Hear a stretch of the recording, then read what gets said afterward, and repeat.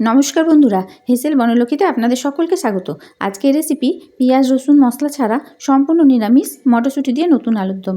যে আলুর দম রুটি, লুচি, ভাত, পরোটা, ফ্রাইড রাইস, পোলাও যে কোনো জিনিসের সাথে খেতে ভালো লাগবে। সম্পূর্ণ রেসিপিটি দেখে আপনারাও এই ধরনের আলুর দম বানিয়ে নিতে পারেন। খেতে কিন্তু খুবই ভালো লাগে। আলুর দম বানাবার জন্য এখানে আলু কেটে ধুয়ে নিয়েছি। আর আলুগুলোর সাইজ একটু বড় ছিল, তার জন্য একটা আলুকে 4 ভাগে ভাগ করে কেটে নিয়েছি। সাধারণত 2 ভাগ করে আলুর দম করা হয়, কিন্তু দেখুন এখানে আলুগুলো আমি 4 ভাগ করে কেটে নিয়েছি। এখন 3টে টমেটো আর 4টে এরকম বড় বড় সাইজের লঙ্কা নিলাম। এই লঙ্কাগুলো খুব বেশি ঝাল হয় না, খুব অল্প ঝাল হয়, তাই 4টে নিয়েছি। টমেটো আর বড় সাইজের লঙ্কাগুলো এখন কেটে নিয়ে মিক্সার গ্রাইন্ডারে বাটিতে নিয়ে নিচ্ছি পেস্ট করে নেওয়ার জন্য। এটা খুব ভালোভাবে পেস্ট করে নিতে হবে। আর আলুটা একটা কুকারের মধ্যে নিয়ে নিচ্ছি। এটা জল দিয়ে 2টো সিটি দিয়ে সেদ্ধ করে নেব। এই আলুর দমটা সম্পূর্ণ নিরামিষভাবে করব। কোনো রকম পেঁয়াজ রসুন ইউজ করব না, এমনকি মশলাও ইউজ করব না। এইভাবে একবার আলুর দম বানিয়ে দেখতে পারেন। পরিমাণ মতো জল দিয়ে দিলাম। এখন ঢাকনা লাগিয়ে 2টো সিটি দিয়ে সেদ্ধ করে জলটাকে বার করে দেবো। এখন কড়াই চাপিয়ে কড়াই দিচ্ছি সাদা তেল, 2 চামচ মতো দিলাম। আর এই আলুর দমটা সাদা তেলেই করতে হবে। এখন তেলটা গরম হয়ে গেছে, সেদ্ধ করে জল ঝরিয়ে রাখা আলু তেলের মধ্যে দিয়ে দিচ্ছি। আলুগুলো এখন ভালো করে ভেজে নিতে হবে। দিয়ে দিচ্ছি পরিমাণ মতো হলুদ আর লবণ। আলুগুলো এখন খুব ভালো করে ভেজে নিতে হবে। গ্যাসের ফ্লেম হাই করা আছে, হাই ফ্লেমে আলুগুলো ভেজে নেব। আলুগুলো নেড়ে চেড়ে খুব সুন্দরভাবে ভেজে নিলাম। আলুগুলো ঠিক এইভাবে একটু লালচে করে ভেজে নিতে হবে। এখন একটা থালাতে আলুগুলোকে ঢেলে রাখছি। এখন ওই কড়াই দিচ্ছি আবার সাদা তেল।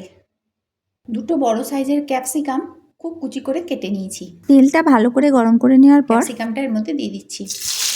গ্যাসের ফ্লেম এখন লো করে দিলাম।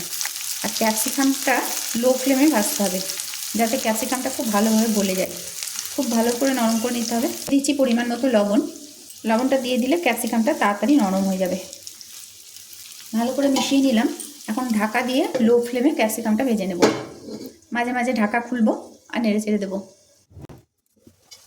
মাঝে মাঝে ঢাকনা খুলে নিচ্ছি আর ক্যাপসিকামটা নেড়ে চেড়ে দিচ্ছি, যাতে ক্যাপসিকামটা তাড়াতাড়ি নরম হয়ে যায়। এখনও শক্ত আছে, তাই আবার ঢাকা দিয়ে দিলাম। 2 মিনিট পর আবার খুলে নিলাম আর নেড়ে চেড়ে দিচ্ছি। ক্যাপসিকামটা এখন নরম হয়ে গেছে। এই যে স্প্যাচুলা দিয়ে কাটা যাচ্ছে। আর এরকম নরম করেই ক্যাপসিকামটা ভেজে নিতে হবে। আর একটু স্ম্যাশ করে দিচ্ছি, যাতে একটু গলা গলা হয়ে যায়। এখন এর মধ্যে দিচ্ছি 1 বাটি মটরশুঁটি। মটরশুঁটিটা 1 মিনিট মতো ভেজে নিতে হবে। গ্যাসের ফ্লেম কিন্তু লোতে করা আছে।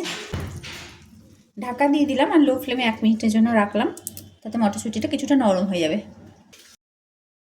লো ফ্লেমে 1 মিনিট বসানো ছিল, তাতে দেখুন বন্ধুরা মটরশুঁটিটা অনেকটাই নরম হয়ে গেছে। এখন এর মধ্যে দিচ্ছি সেই পেস্ট, টমেটো আর বড় বড় কাঁচা লঙ্কার পেস্ট। পুরোটাই দিয়ে দিলাম।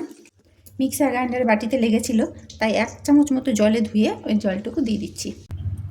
এখন গ্যাসের ফ্লেমটা হাই করে দিলাম। এই সময় গ্যাসের ফ্লেমটা হাই করে এটাকে কষিয়ে নিতে হবে। কষতে হবে ততক্ষণ পর্যন্ত যতক্ষণ না টমেটোর কাঁচা গন্ধটা যায়। কারণ টমেটো যদি কাঁচা গন্ধ না যায় তাহলে কিন্তু তরকারি খেতে কখনোই টেস্ট হয় না। জন্য গ্যাসের ফ্লেম হাই করে এটা কষিয়ে নিতে হবে। এখন দিয়ে দিচ্ছি সামান্য হলুদ। কালারের জন্য দিচ্ছি 1 চামচ কাশ্মীরি লঙ্কা গুঁড়ো। এটা না দিলেও হবে, আমি কালারের জন্য দিলাম। এখানে কোনো রকম মশলা ইউজ করব না, শুধুমাত্র কালারের জন্য কাশ্মীরি লঙ্কা গুঁড়োটা দিলাম। খুব ভালোভাবে এটা মিশিয়ে নিচ্ছি। দিয়ে দিচ্ছি পরিমাণ মতো লবণ। আলুতে লবণ দেওয়া আছে, ক্যাপসিকাম ভাজার সময় অল্প লবণ দিয়েছিলাম, তাই লবণের আন্দাজটা এই সময় ঠিক মতো দিতে হবে। আর স্বাদের ব্যালেন্সের জন্য 1 চামচ চিনি দিচ্ছি। যেহেতু নিরামিষ রান্না, একটু চিনি না দিলে কিন্তু মোটেই ভালো লাগবে না। কারণ এখানে 3টে টমেটো পড়েছে, চিনিটা না দিলে তরকারিটা কিন্তু টক টক লাগবে খুব, তাই চিনিটা একটু দিয়ে দিলাম। খুব ভালোভাবে মশলা কষাতে হবে। আর কষতে কষতেই দিয়ে দিচ্ছি 1 চামচ কাসুরি মেথি। এমনি হাতে করে ক্র্যাশ করে নিয়ে দিলাম, এতে সেন্টটা খুবই ভালো হবে, তাই এটা অবশ্যই দেবেন। এটা কিন্তু স্কিপ করবেন না, তাহলে তরকারিটা খেতে ভালো লাগবে না।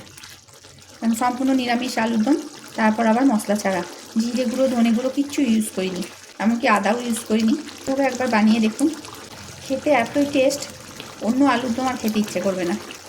1 চামচ কাসুরি মেথি দিয়েছি, আর এটা খুব ভালোভাবে কষিয়ে নিচ্ছি। রেসিপিটা যদি আপনাদের ভালো লাগে তাহলে প্লিজ লাইক শেয়ার কমেন্ট করবেন। আর যে সকল নতুন বন্ধুরা রেসিপিটা দেখছেন তাদের যদি ভালো লেগে থাকে তো চ্যানেলটিকে সাবস্ক্রাইব করার সঙ্গে সঙ্গে পাশে থাকা বেল আইকন অবশ্যই প্রেস করে দেবেন। তাতে আমার নতুন ছাড়া ভিডিও নোটিফিকেশন আপনাদের মোবাইলে আগেই পৌঁছে যাবে। আর যারা ফেসবুক থেকে দেখছেন তারা ফলো করে দেবেন। আর প্লিজ কমেন্ট করে জানাবেন আপনাদের রেসিপিটা কেমন লাগছে। তবে একবার বানিয়ে দেখবেন, আপনাদের দেখবেন সবারই ভালো লাগবে খেতে, যে কোনো জিনিসের সাথে দেখুন খেতে ভালো লাগবে। তো দেখুন বন্ধুরা, মশলাটা আমি খুব সুন্দরভাবে কষিয়ে নিলাম, আর মশলা থেকে এখন তেল ছাড়তে শুরু করেছে। এখন এর মধ্যে দিয়ে দিচ্ছি ভেজে রাখা আলু, কারণ আলুগুলো দিয়ে আরও কিছুক্ষণ কষাতে হবে, যাতে আলুর মধ্যে সমস্ত মশলা ঢুকে যায়, সেই জন্য আলুটা দিয়ে কিছুক্ষণ কষাতে হবে। আলুটা দেওয়ার পর কিন্তু গ্যাসের ফ্লেম আবার লোতে করে দিলাম, আর লো ফ্লেমে এখন আলুটা কষিয়ে নেব, কারণ যদি হাই ফ্লেমে থাকে তাহলে কারিটা অনেকটাই কমে যাবে ফুটতে ফুটতে, তখন আর কারিটা পাওয়া যাবে না। তাই এই সময় গ্যাসের ফ্লেমটা লোতে করে দিতে হবে, আর লো ফ্লেমে এটা এখন কষিয়ে নেব। আর কষতে কষতে এর মধ্যে দিয়ে দিচ্ছি টমেটো সস, 2 চামচ মতো দিলাম। দিয়ে দিচ্ছি চিলি সস, 1/2 চামচ দিলাম। এই চিলি সস টমেটো সস বানানোর রেসিপি আমার চ্যানেলেই দেওয়া আছে, ঘরের তৈরি চিলি সস, আগের বছর বানিয়েছি, এখনও চলছে। আপনারা যদি ইচ্ছা করেন তাহলে বানিয়ে নিতে পারেন, রেসিপি চ্যানেলেই পেয়ে যাবেন। আর দিয়ে দিচ্ছি সোয়া সস, এটা 1 চামচ মতো দিলাম। এখন সমস্ত রকম সস আলুর দমের সাথে খুব ভালোভাবে মিশিয়ে নিতে হবে। এই আলুর দমটা সম্পূর্ণ নিরামিষ, তাই যে কোনো নিরামিষের দিনে আপনারা এইভাবে আলুর দম বানিয়ে দেখতে পারেন। এই আলুর দম খেতে এতটাই টেস্টি হয় যে দেখবেন সবারই পছন্দ হবে। বাড়িতে গেস্ট এলে আপনারা এইভাবে আলু দম নিতে পারেন, খেয়ে দেখবেন সবাই প্রশংসা করবে, খেতে এতটাই ভালো হয়। নতুন আলুর দম মটরশুঁটি দিয়ে খেতে দারুণ লাগে। আমি সস দিয়ে আরও কিছুক্ষণ এটা কষিয়ে নিলাম, আরও 1 মিনিট মতো কষিয়ে নিলাম। দেখুন আলুর দমটা কতটা লোভনীয় লাগছে দেখতে। এখন আমি একটুখানি মানে 1 পিঞ্চ মতো কাসুরি মেথি এর উপর ছড়িয়ে দিচ্ছি। এটা এই সময় না দিলে হতো, যদি ফ্রেশ ধনেপাতা থাকে তাহলেও ছড়িয়ে দিতে পারেন। ধনেপাতাটা আজকে নাই বলে গ্যাসটা বন্ধ করে দিয়ে কাসুরি মেথি দিয়ে দিলাম। আর কটা কাঁচা লঙ্কা এর উপর থেকে দিয়ে দিলাম।